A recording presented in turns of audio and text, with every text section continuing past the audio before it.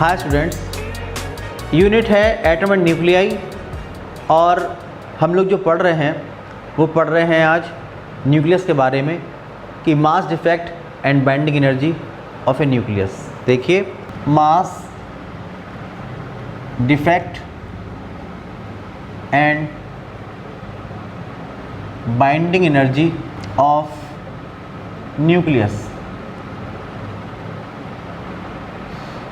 ये पढ़ने वाले हैं।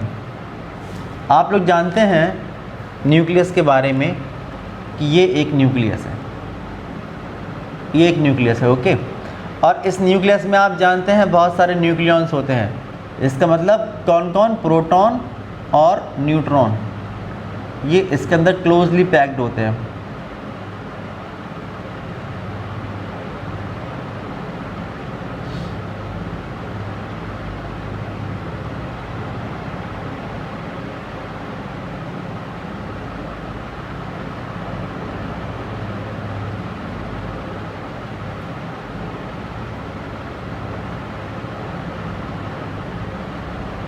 ये क्लोजली पैक्ड होते हैं। सपोज एक टाइप के जो हैं ये न्यूट्रॉन है और एक प्रोटॉन है, तो ये है न्यूक्लियस।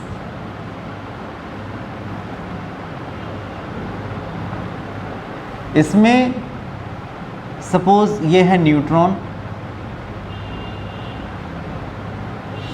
और ये है प्रोटॉन, जिनको मिला के न्यूक्लियॉन्स कहते हैं। ये सब बातें आप लोग जानते हैं। मिलाकर क्या बोलते हैं इनको? न्यूक्लियॉन्स, ये होते हैं। अब आप ये मानिए कि ये ZXA का न्यूक्लियस है। एक एटम था ZXA, जिसका Z क्या है? Atomic number. A क्या है? Mass number. Z का मतलब होता है नंबर ऑफ प्रोटॉन्स, A का मतलब होता है नंबर ऑफ न्यूक्लियॉन्स, ये इसका मतलब होता है। ये मानिए कि जो न्यूक्लियस का मास है, मैं लिख देता हूँ यहाँ पर, आप लिखेंगे let the mass of nucleus, ये है mass of nucleus m∑n। Late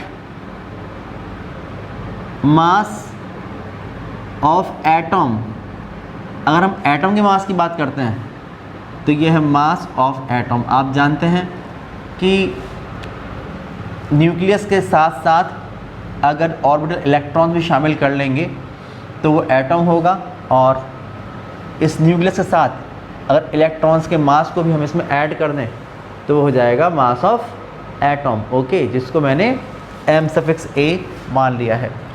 फिर mass of proton, small m से मान रहे हैं, अब स्मॉल m∑p, ये mass of proton. Let mass of neutron, ये है m∑n। मास ऑफ इलेक्ट्रॉन, ये है m∑e। Mass of 1H1 atom, इसके मास को भी हम लोग साथ में कंसीडर कर रहे हैं, तो इसको मान लीजिए कि यह है mass of atom of 1H1। ये सिंबल्स हम यूज़ करेंगे आपको समझाने के लिए।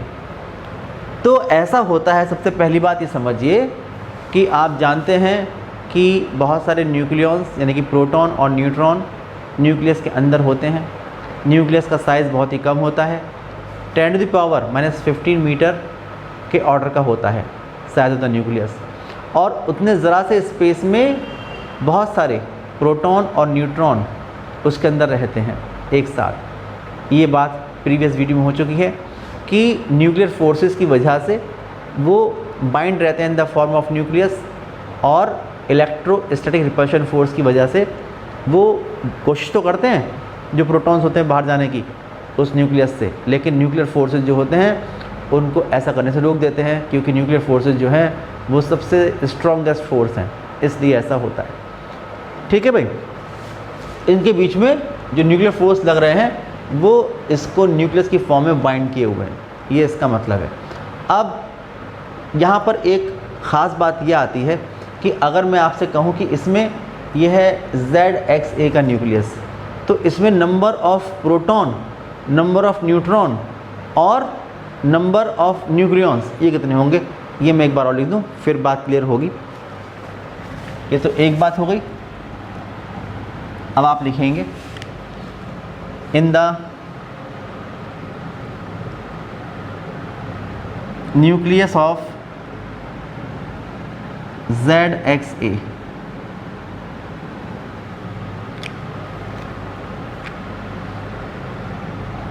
Number of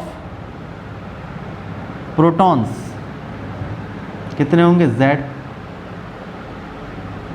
number of neutrons कितने होंगे A-Z, और नंबर ऑफ न्यूक्लियॉन्स इन दोनों को ऐड करें, Z से कैंसिल, या ये लिखा होता है A, तो ये होंगे नंबर ऑफ न्यूक्लियॉन्स। अब मैंने आपसे ये कहा कि अगर मुझे निकालना है कि भाई न्यूक्लियस का मास कितना है, तो मैं देखूँगा कितने प्रोटॉन हैं उसके अंदर, Z हैं, कितने न्यूट्रॉन हैं, A-Z हैं। तो अगर Z प्रोटॉन है तो Z को मल्टीप्लाई करूँगा मास ऑफ प्रोटॉन से, प्लस A-Z न्यूट्रॉन है तो A-Z को मल्टीप्लाई करूँगा मास ऑफ न्यूट्रॉन से और ऐड कर दूँगा, तो न्यूक्लियस का मास मुझे मिलना चाहिए। ठीक, लेकिन ऐसा होता नहीं है। आप ये देखेंगे कि जो न्यूक्लियॉन्स का मास होता है उसके मुकाबले न्यूक्लियस का मास कम रह जाता है। बड़ी अजीब सी बात है। आप सोचेंगे जब इसके अंदर Z प्रोटॉन है, A-Z न्यूट्रॉन है, तो अगर मैं Z प्रोटॉन का मास निकालूं, A-Z न्यूट्रॉन का मास निकालूं, उनको ऐड कर लूं, तो न्यूक्लियस का मास या तो इतना आना चाहिए, ये इससे थोड़ा ज़्यादा आ जाए, ठीक है, लेकिन होता उल्टा है, न्यूक्लियस का मास कम होता है। तो न्यूक्लियस का मास कम क्यों होता है? न्यूक्लियस का मास इसलिए कम होता है क्योंकि आप लोग आइंस्टीन का एनर्जी मास रिलेशन पढ़ चुके हैं। एनर्जी मास रिलेशन के अकॉर्डिंग आप जानते हैं कि जब कहीं पर मास कम हो जाता है, मास का लॉस हो जाता है, जब मास का लॉस होता है तो फार्मूला होता है E = डेल्टा mc²। अगर डेल्टा m मास का लॉस हो गया है तो इक्विवेलेंट एनर्जी E प्रोड्यूस होती है, और यहाँ पर जो एनर्जी प्रोड्यूस होती है वो इलेक्ट्रोस्टैटिक रिपल्शन के जो फोर्स लग रहा है, इलेक्ट्रोस्टैटिक रिपल्शन जो फोर्स लग रहा है उसके अगेंस्ट इन प्रोटॉन्स को और इन न्यूट्रॉन्स को in the form of nucleus bind करने के काम में आ रही है, और ये एनर्जी मिल रही है on the account of mass. Mass का लॉस हो रहा है और एनर्जी प्रोड्यूस हो रही है, वो एनर्जी इन सारे न्यूक्लियॉन्स को एक न्यूक्लियस की फॉर्म में बाइंड रखने के काम में आ रही है, इसलिए इस एनर्जी को हम बाइंडिंग एनर्जी कहते हैं। और जो मास का लॉस होता है उसको हम मास डिफेक्ट कहते हैं। बात समझ में आप लोगों की आ रही होगी। इसका मतलब ये हुआ कि न्यूक्लियॉन्स का मास, जितने भी न्यूक्लियॉन्स इसके अंदर हैं उनका मास ज़्यादा होता है, न्यूक्लियस का मास कम रह जाता है। तो न्यूक्लियॉन्स के मास में से अगर न्यूक्लियस के मास को सब्ट्रैक्ट कर दें तो इतना मास का लॉस हो जाता है, इसको हम मास डिफेक्ट कहते हैं। और इस मास डिफेक्ट के इक्विवेलेंट जो एनर्जी प्रोड्यूस होती है एनर्जी मास रिलेशन से, आइंस्टीन के एनर्जी मास रिलेशन से, वो एनर्जी जितने भी न्यूक्लियॉन्स हैं उन न्यूक्लियॉन्स को एक न्यूक्लियस की फॉर्म में बाइंड रखने के काम में आती है, इसलिए इसे बाइंडिंग एनर्जी कहते हैं। या अगर बाइंडिंग एनर्जी की एक डेफिनेशन और भी होती है, वो आप देखिए इसकी उल्टी, कि अगर हम लोग जितनी एनर्जी हमने निकाली है बाइंडिंग एनर्जी इस फॉर्मूले से, अगर उतनी एनर्जी प्रोवाइड करा दें इस न्यूक्लियस को, तो क्या होगा कि फिर से वो एनर्जी जो होगी वो मास में कन्वर्ट हो जाएगी। जितना मास कम हो गया था वो मास पूरा हो जाएगा, सही है। और जब वो मास पूरा हो जाएगा, एनर्जी प्रोवाइड कराने से वो मास पूरा हो जाएगा, और जब मास पूरा हो जाएगा तो जो न्यूक्लियस है वो डिवाइड हो जाएगा अपने अपने न्यूक्लियॉन्स में। जो न्यूक्लियस है वो अपने न्यूक्लियस में डिवाइड हो जाएगा और जो न्यूक्लियॉन्स हैं वो कहाँ पहुँचेंगे, इनफाइनाइट डिस्टेंस पे जाकर रेस्ट पे आ जाएंगे। ये जो डेफिनेशन है ये है बाइंडिंग एनर्जी की डेफिनेशन। इसका मतलब कि वो मिनिमम एनर्जी जो किसी भी न्यूक्लियस को प्रोवाइड कराने पर जो न्यूक्लियस है वो अपने न्यूक्लियस में डिवाइड हो जाया करता है और उसके न्यूक्लियस कहाँ पहुँचते हैं, इनफाइनाइट डिस्टेंस पर रेस्ट पर आ जाया करते हैं। या इसका उल्टा सोचिए कि न्यूक्लियॉन्स को इनफाइनाइट से लाकर एक न्यूक्लियस फॉर्म करने में जितनी एनर्जी वेस्ट हो रही है, रिलीज़ होगी वो एनर्जी, क्योंकि आप क्या करेंगे, जैसे ही आप लोग एक न्यूक्लियस को फॉर्म करेंगे, न्यूक्लियॉन्स को लाकर एक न्यूक्लियस फॉर्म करेंगे, तो वहाँ पर मास डिफेक्ट हो जाएगा। मास डिफेक्ट की वजह से जो एनर्जी है वो प्रोड्यूस होगी और एनर्जी रिलीज़ हो जाएगी। जब एनर्जी रिलीज़ हो जाएगी तो वो न्यूक्लियस बन जाएगा। और आप उतनी एनर्जी फिर से आप दे देंगे उस सिस्टम को, न्यूक्लियस को, तो फिर से न्यूक्लियस जो होगा वो अपने न्यूक्लियॉन्स में डिवाइड हो जाएगा। तो ये जो एनर्जी होती है, बाइंडिंग एनर्जी होती है, आप चाहे कुछ भी कह लें, चाहे इस तरफ से कह लें चाहे उस तरफ से कह लें, बात एक ही है। ठीक है, तो अब आप देखिए, पहले हम बात करते हैं मास डिफेक्ट की। क्या से निकालेंगे mass defect? Mass defect delta M से रिप्रेजेंट करते हैं।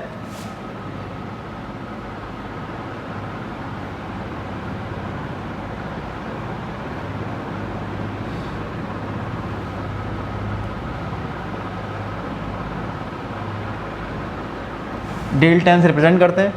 बहुत से तरीके हैं निकालने के, हम लोग इक्वेशन डालते जाएंगे, आप समझते चले जाइएगा। मास डिफेक्ट का मतलब होगा, जो मैंने आपको बताया कि delta M is equal to mass of nucleons, mass of nucleons minus mass of nucleus. या तो आप केवल ये फॉर्मूला लगाइए और इस फॉर्मूले से आप मास डिफेक्ट निकाल सकते हैं। केवल यही फॉर्मूला सफिशिएंट है कि मास of nucleons minus mass of nucleus, इतना मास कम हो जाएगा न्यूक्लियॉन्स के मुकाबले न्यूक्लियस का, इसको हम मास डिफेक्ट कहेंगे। अदरवाइज़ जैसे कि आप लोग ये मान चुके हैं, तो अगर मुझे निकालना है न्यूक्लियॉन्स का मास, आप देख रहे हैं कि Z प्रोटॉन है, A माइनस Z न्यूट्रॉन्स हैं, तो जो डेल्टा M होगा ये होगा Z प्रोटॉन है into mass of proton plus A minus Z neutron है into mass of neutron and minus mass of nucleus. आप इस मेथड से भी मास डिफेक्ट को कैलकुलेट कर सकते हैं।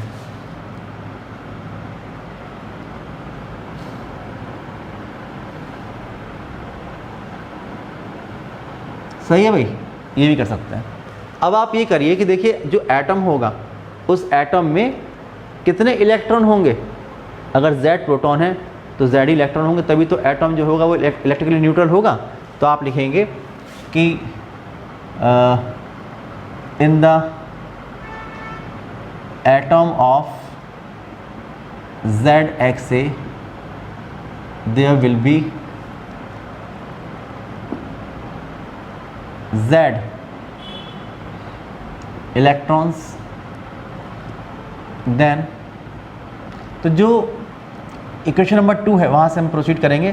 Then from equation 2 delta M is equal to लिखा है Z mass of proton, okay, और plus A minus Z mass of neutron minus mass of nucleus, ये लिखा हुआ है। अब मैं ये काम करूं कि यहाँ पर ऐड कर दूं Z इलेक्ट्रॉन के मास को और सब्ट्रैक्ट कर दूं Z इलेक्ट्रॉन के मास को, तो कोई फ़र्क पड़ता नहीं, ठीक है ना, इस एक्सप्रेशन पर। फिर क्या होगा, अब डेल्टा M, इसमें से Z कॉमन लीजिए, तो Z ये हो गया mass of proton plus mass of electron plus A minus Z mass of neutron और minus mass of nucleus plus Z into mass of electron. अब आप ये देखिए कि ये जो है mass of proton plus mass of electron, एक इलेक्ट्रॉन और एक प्रोटॉन। आप देखिए कि 1H1 का जो एटम होता है 1H1 का, उसमें एक प्रोटॉन और एक इलेक्ट्रॉन तो होता है, तो ये किसका मास है, 1H1 के एटम का मास। ये लिखा हुआ है मैंने, मास ऑफ 1H1 एटम, ये है Ma1H1। और आप ये देखिए कि जो ये लिखा है Mn, जो न्यूक्लियस का मास है उसमें Z ऑर्बिटल इलेक्ट्रॉन्स के मास को ऐड कर दें तो वो एटम बन जाएगा, तो ये मास ऑफ एटम हो जाएगा जो मैंने यहाँ पर लिखा हुआ है। इसी का ZXA का जो एटम है ये उसका मास हो जाएगा। तो आप लिख सकते हैं, आप लिखेंगे but mass of proton plus mass of electron is equal to mass of 1H1 atom, mass of 1H1 atom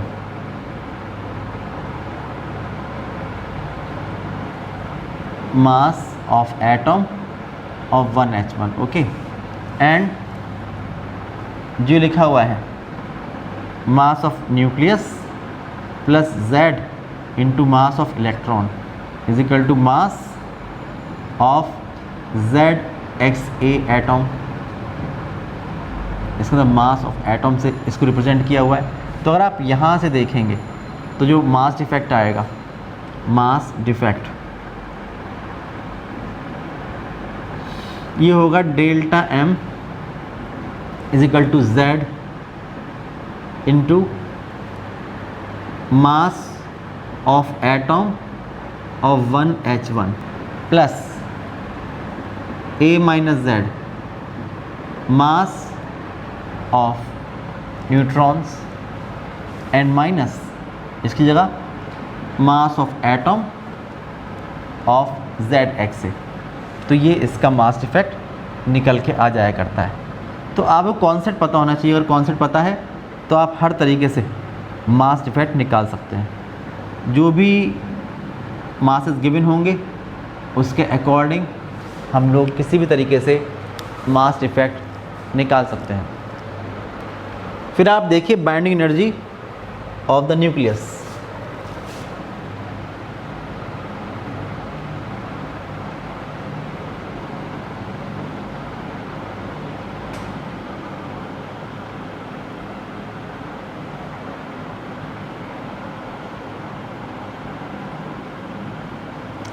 मैंने बताया आप लोगों को बाइंडिंग एनर्जी के बारे में।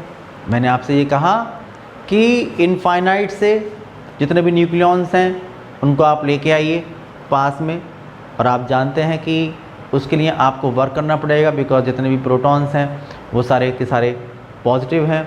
और उसके बाद उसको फॉर्म कीजिए, उससे मिलाकर फॉर्म करेंगे एक न्यूक्लियस। तो न्यूक्लियस को फॉर्म करने के लिए जितने भी न्यूक्लियॉन्स हैं जिनमें प्रोटॉन भी शामिल हैं उनको इलेक्ट्रोस्टैटिक फोर्स के अगेंस्ट बाइंड करने के लिए हमें वहाँ पर कुछ एनर्जी रिक्वायर्ड होगी। तो जो मिनिमम एनर्जी रिक्वायर्ड होगी वो उसकी बाइंडिंग एनर्जी होगी। और इसका उल्टा ही मैंने आपको बताया, मैंने आपसे कहा कि अगर आप लोग इसको एक मिनिमम अमाउंट में एनर्जी प्रोवाइड कराएंगे जिससे कि जो ये न्यूक्लियस है ये डिवाइड हो जाएगा अपने न्यूक्लियॉन्स में, क्योंकि एनर्जी जो होगी वो जितना इसका मास डिफेक्ट हो गया है, मास कम हो गया है, वो उसके मास को पूरा कर देगी। और इसका रिवर्स प्रोसेस हुआ, यानी कि जितने भी न्यूक्लियॉन्स हैं न्यूक्लियस से बाहर निकलेंगे और कहाँ पहुँच जाएंगे, इनफाइनाइट पहुँच जाएंगे। तो वो मिनिमम एनर्जी जो होगी वो इसकी होगी binding energy. thus the binding energy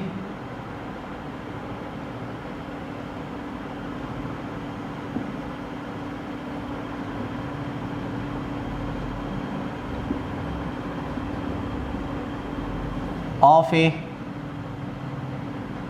nucleus is the minimum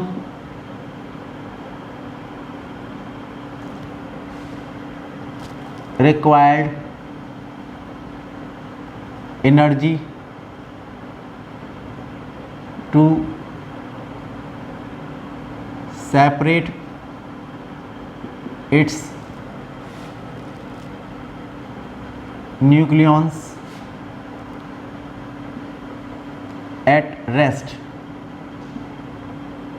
at infinite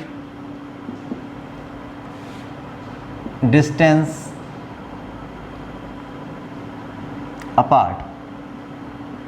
तो ये होगी इसकी बाइंडिंग एनर्जी, जो मैंने आपको एक्सप्लेन किया था उसके अकॉर्डिंग डेफिनेशन है इसकी। जो फॉर्मूला है हमारे पास, आप लिखेंगे from E is equal to delta MC square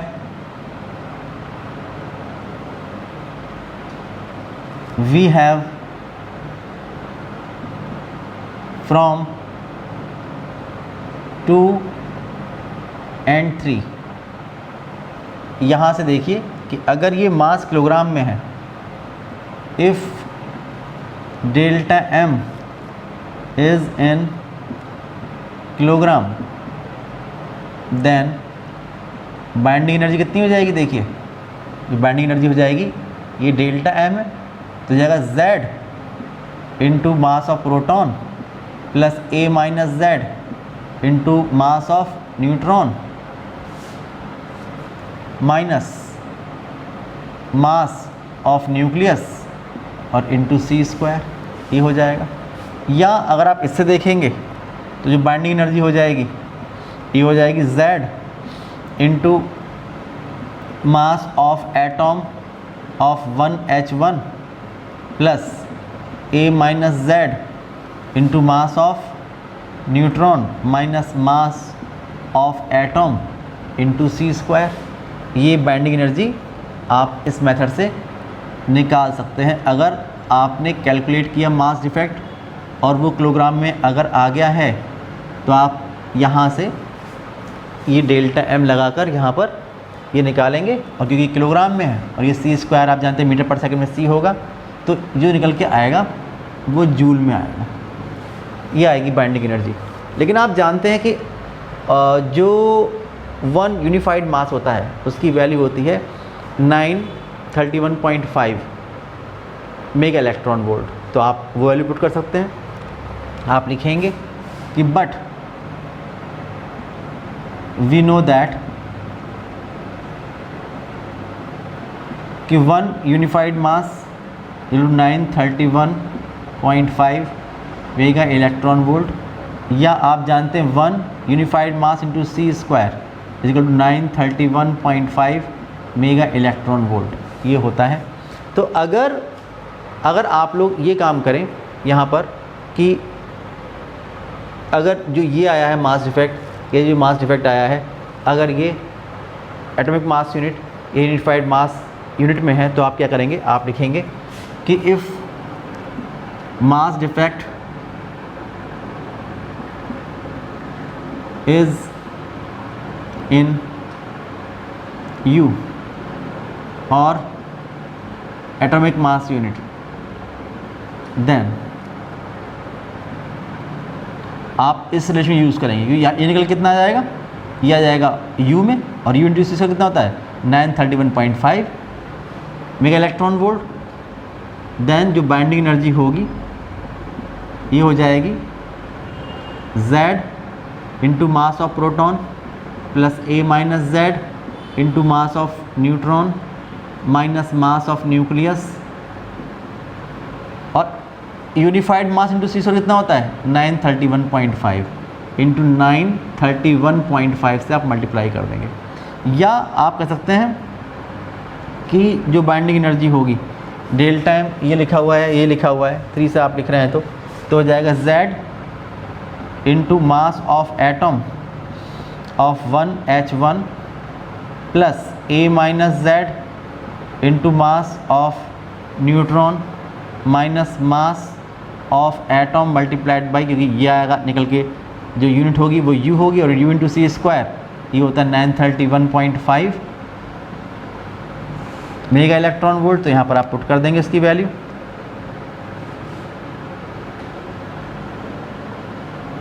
तो जो निकल के आएगा ये आपकी बाइंडिंग एनर्जी निकल के आएगी। फिर आती है बाइंडिंग एनर्जी पर न्यूक्लियॉन।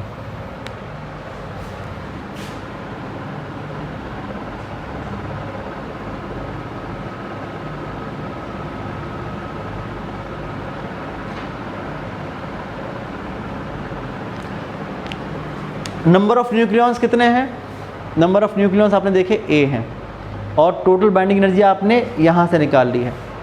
तो अगर ये कहा जाए कि बाइंडिंग एनर्जी पर न्यूक्लियन कितनी है, इसका मतलब ये होगा कि अब हम लोग ये चाहते हैं कि अगर टोटल बाइंडिंग एनर्जी की बात करेंगे तो जितने भी न्यूक्लियॉन्स हैं यहाँ पर वो निकल के बाहर आ जाएंगे न्यूक्लियस से, यानी न्यूक्लियस स्प्लिट हो जाएगा अपने न्यूक्लियॉन्स में।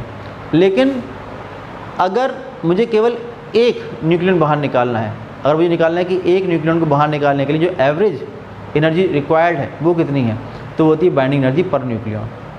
ठीक है, हालांकि आप जानते हैं शुरू में ज़्यादा एनर्जी रिक्वायर्ड होगी, बाद में एनर्जी होगी वो कम होती चली जाएगी, लेकिन हम लोग एवरेज एनर्जी निकाल रहे हैं।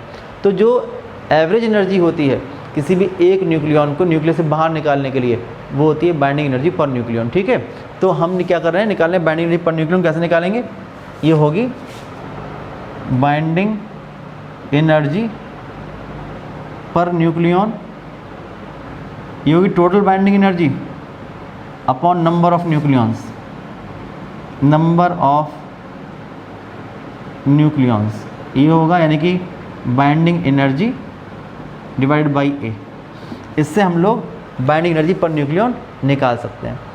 जो बाइंडिंग एनर्जी पर न्यूक्लियन होती है, इससे पता लगता है कि कौन सा न्यूक्लियस ज़्यादा स्टेबल है।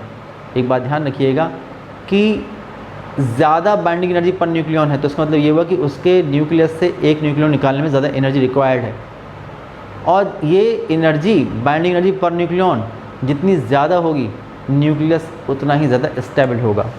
देखिए ये बात समझ लीजिए, नोट में इस बात को मेंशन कर लीजिए, समझ के लिख लीजिए कि binding energy per nucleon increase होती है, इससे पता लगता है कि स्टेबिलिटी ऑफ न्यूक्लियस ये भी इंक्रीज़ हुआ करती है। ये एक बहुत ही इम्पॉर्टेंट बात है, इस पर बेस्ड क्वेश्चन बोर्ड में आते हैं, एग्जामिनेशन में आते हैं। जब स्टेबिलिटी की बात पूछी जाती है, बहुत सारे न्यूक्लियस गिवन होते हैं आप लोगों को, और आपसे कहा जाता है कि भाई किसकी बाइंडिंग एनर्जी पर न्यूक्लियन ज़्यादा है और कौन सा न्यूक्लियस ज़्यादा स्टेबल है। तो बहुत से बच्चे ऐसा करते हैं कि बाइंडिंग एनर्जी निकालते हैं, और जिसकी बाइंडिंग एनर्जी ज़्यादा होती है वो कहते हैं ये ज़्यादा स्टेबल है। ऐसा नहीं है। आप ये जानते हैं कि जैसे जैसे नंबर ऑफ़ न्यूक्लियस बढ़ते जाएंगे तो बाइंडिंग एनर्जी तो बढ़ती जाएगी, क्योंकि मास इफेक्ट बढ़ता जाएगा, और अगर मास इफेक्ट बढ़ेगा तो बाइंडिंग एनर्जी बढ़ेगी। लेकिन बाइंडिंग एनर्जी इस बात का मेज़रमेंट बिल्कुल भी नहीं है कि वो न्यूक्लियस स्टेबल है या नहीं है। आप जानते हैं कि हैवी न्यूक्लियस के लिए ज़्यादा आएगी बाइंडिंग एनर्जी, लेकिन वो अनस्टेबल होते हैं। इसलिए सही तरीका यही है कि आप लोग बाइंडिंग एनर्जी पर न्यूक्लियन निकाल लें, जिसकी बाइंडिंग एनर्जी पर न्यूक्लियन ज़्यादा होगी वो ज़्यादा स्टेबल होगा न्यूक्लियस।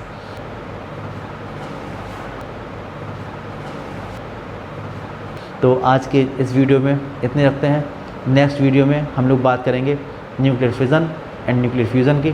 तब तक के लिए बाय बाय।